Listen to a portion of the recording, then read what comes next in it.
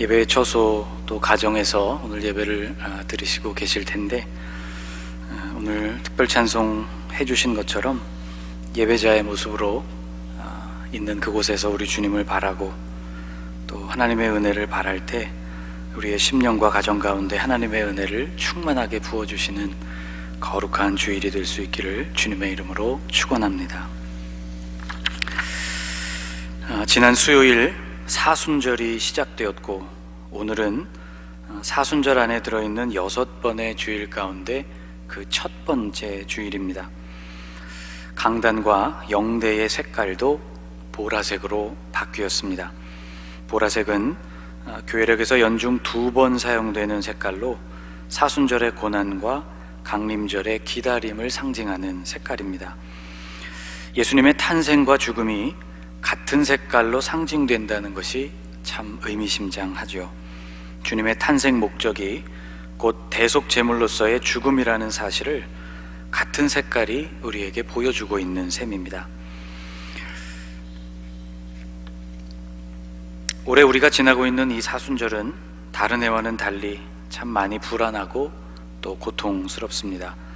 사순절을 지나서 생명의 부활절을 맞게 되는 것처럼 위기와 고난 끝에 우리도 찬란한 생명을 누리실 수 있기를 축복합니다. 오늘 본문은 예수님께서 공생애를 시작하신 이후 한창 활발하게 활동하시던 때의 이야기를 담고 있습니다. 예수님은 할 수 있는 대로 많은 도시, 많은 마을들을 방문하여서 사람들을 만나 복음을 전하시려고 했기 때문에 한 장소에 오래 머무시는 법이 없었죠. 오늘 본문 57절을 보면 길 가실 때에 라고 말씀이 시작되고 있는데, 그날도 길을 가시는 중이었습니다. 사역을 시작하시려고 이동을 하고 계셨는지 아니면 사역을 마치고 장소를 옮기고 계신 중이었는지는 모르겠지만 어쨌거나 예수님은 움직이고 계셨습니다. 이때 한 사람이 예수님께 다가와서 이렇게 말합니다. 길 가실 때에 어떤 사람이 여짜오되 어디로 가시든지 나는 따르리이다. 그는 어디로 가시든지 주님을 따르겠다고 말했습니다.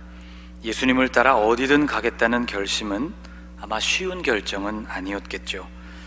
방금 말씀드린 대로 예수님은 갈릴리와 사마리아 그리고 유대 지역을 포함하여서 이스라엘 전역을 사역의 대상으로 삼고 계셨고, 그래서 그 매일매일의 일정도 매우 빡빡하셨습니다. 예수님께서는 가능한 더 많은 사람들을 만나시고자 애를 쓰셨고, 사람들도 예수님을 가까이에서 만나려고 애를 썼죠. 사역이 얼마나 분주하게 이어졌던지 예수님과 제자들은 짬을 내어서 식사할 겨를을 갖기도 어려운 때가 많았습니다. 마가복음 3장의 기록을 보면 식사를 위해서 어떤 집으로 예수님께서 들어가셨을 때 사람들이 그 집으로 구름대처럼 몰려들었기 때문에 제대로 식사하기가 어려웠다고 기록하고 있습니다.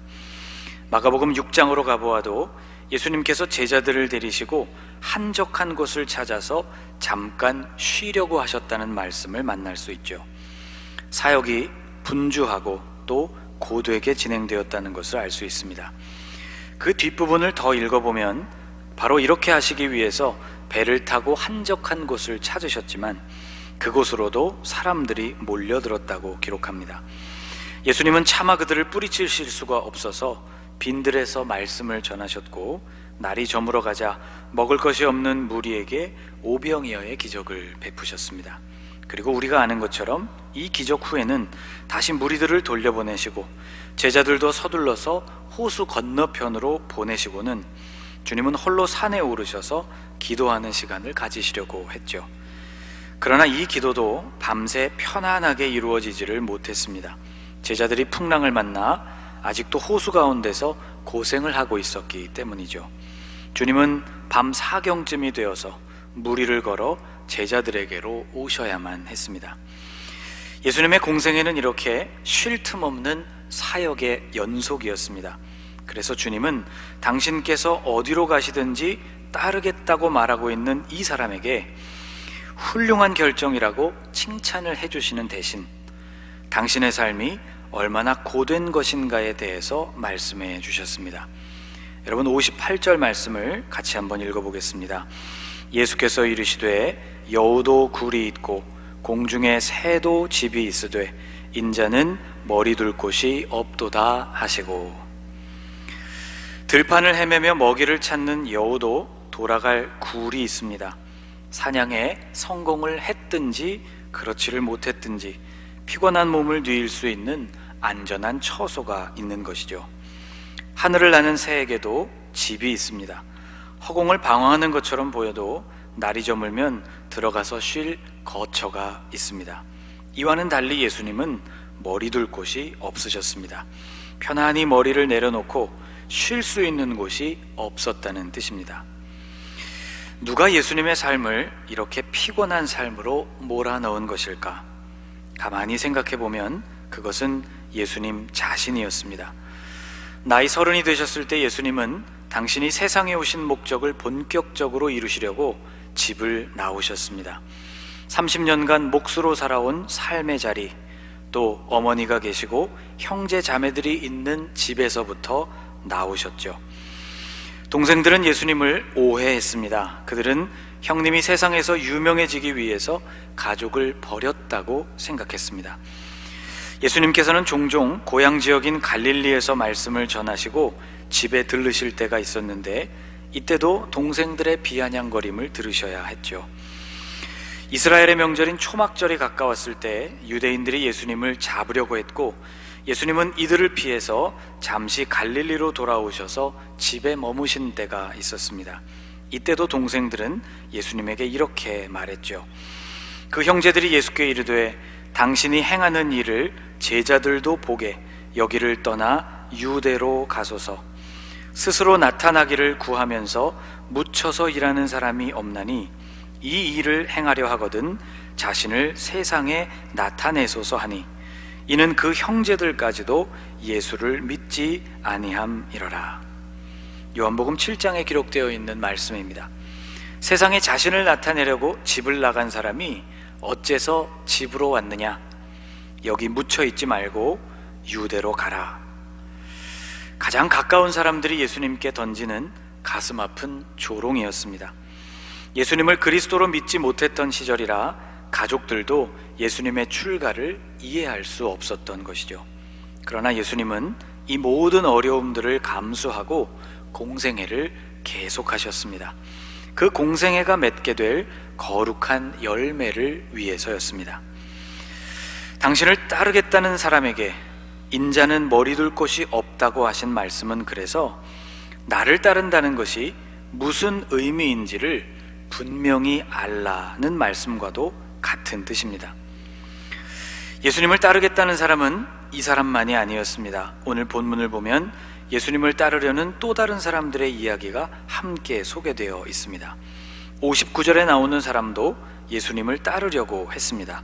그런데 그는 먼저 아버지의 장례를 마칠 수 있게 해달라고 예수님께 요청을 했습니다. 59절입니다. 또 다른 사람에게 나를 따르라 하시니 그가 이르되 나로 먼저 가서 내 아버지를 장사하게 허락하옵소서. 여러분, 가족의 장례를 치르는 일이라면 어떤 핑계도 용납될 수 없는 아주 중요한 일이라고 할 수 있지 않겠습니까? 그런데 이 사람의 요청에 대해서 예수님은 차가운 대답을 하셨습니다.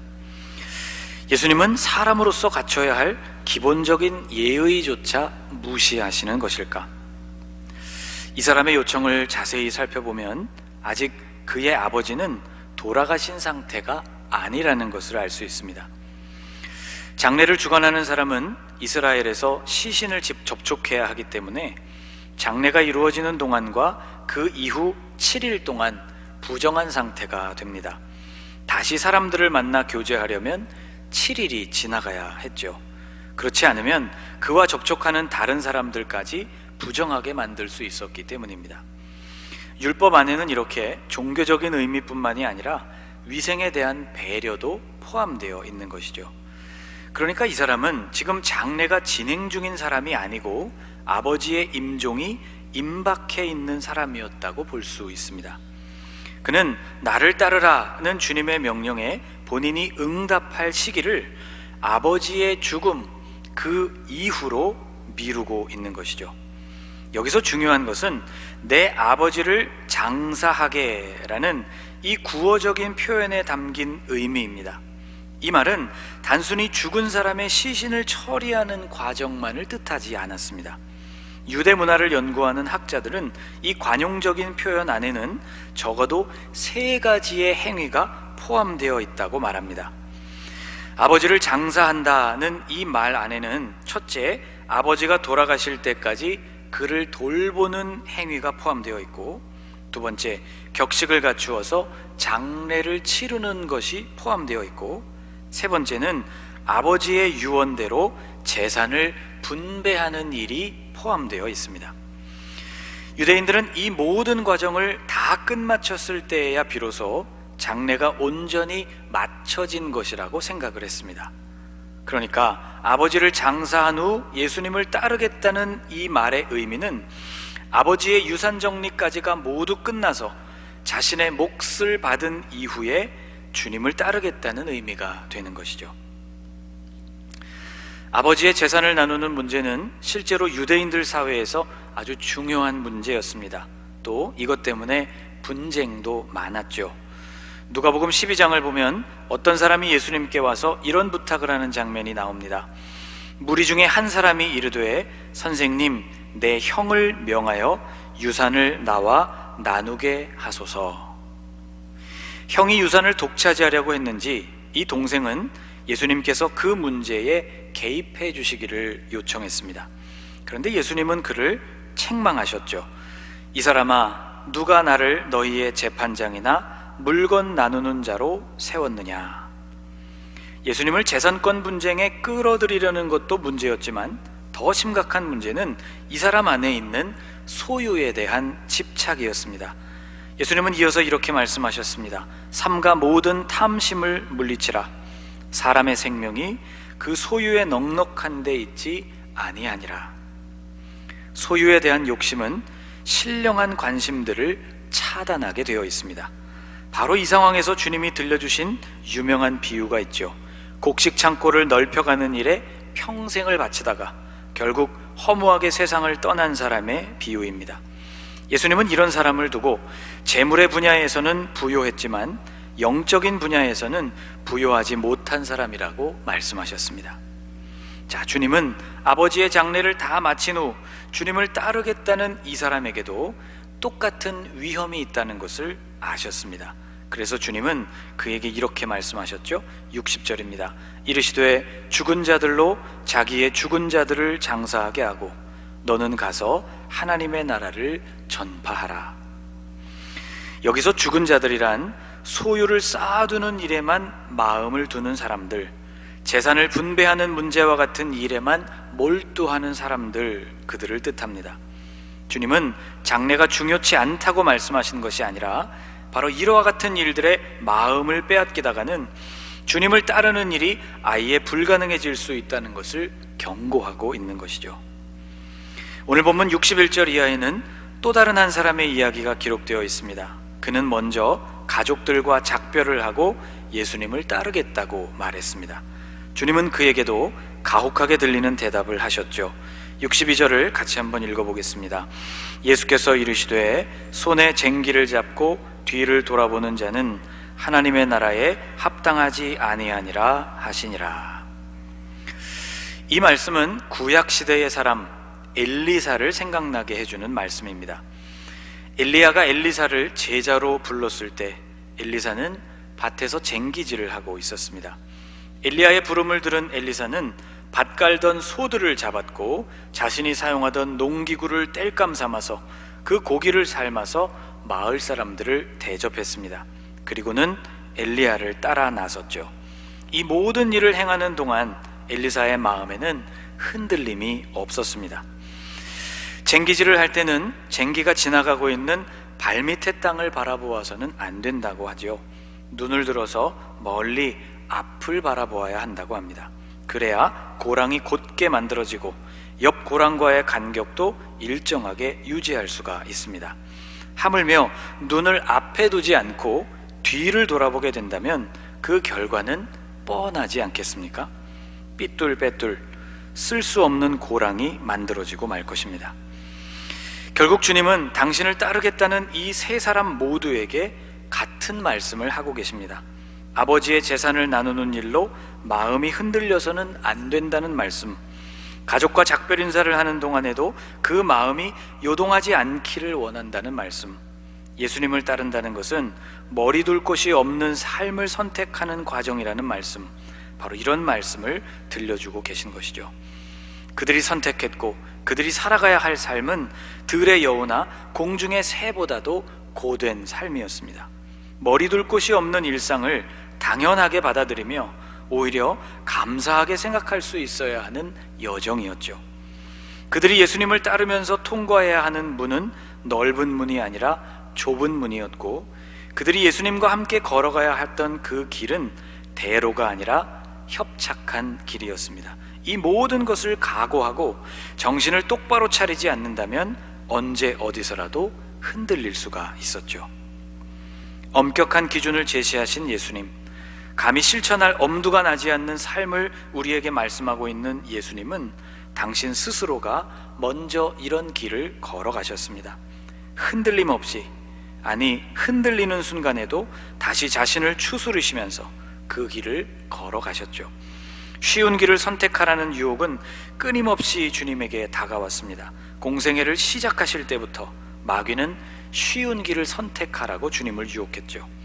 성전에서 뛰어내린다면 천사들이 주님을 받쳐주게 될 것이고, 그 모습을 본 사람들은 의심 없이 아주 쉽게 예수님을 메시아로 인정하게 될 것이 아니냐는 유혹.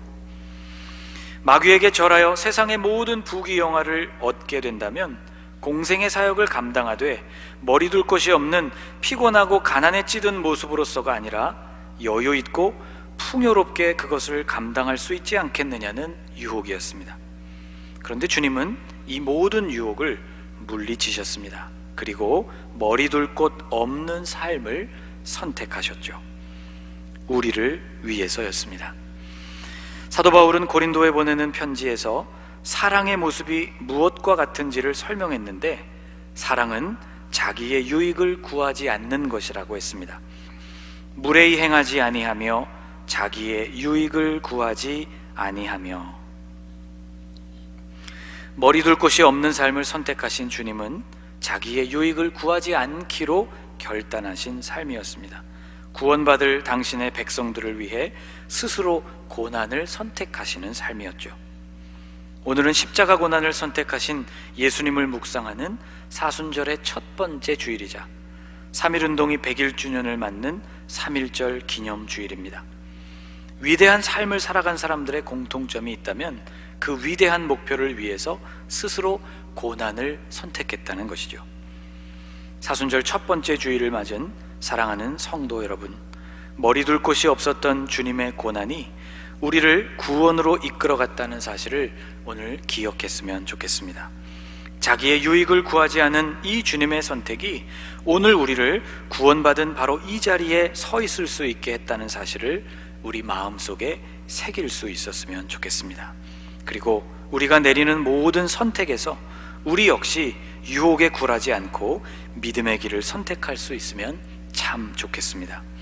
유산을 나누는 것과 같은 재물의 문제에 마음이 흔들리지 않기를 바라고, 쟁기를 잡고 뒤를 돌아보는 것처럼 가야 할 길 그 이외의 것들에 우리의 시선을 빼앗기지 않기를 원하며, 머리둘 곳이 없으셨던 주님께 우리의 시선과 마음을 온전히 고정할 수 있는 복된 사순절을 보내실 수 있기를 주님의 이름으로 축복합니다. 기도하겠습니다. 예수님, 주님은 우리의 구원을 위하여 한 길을 가셨습니다. 머리둘 곳이 없는 고난과 고생의 길을 일부러 가셨습니다.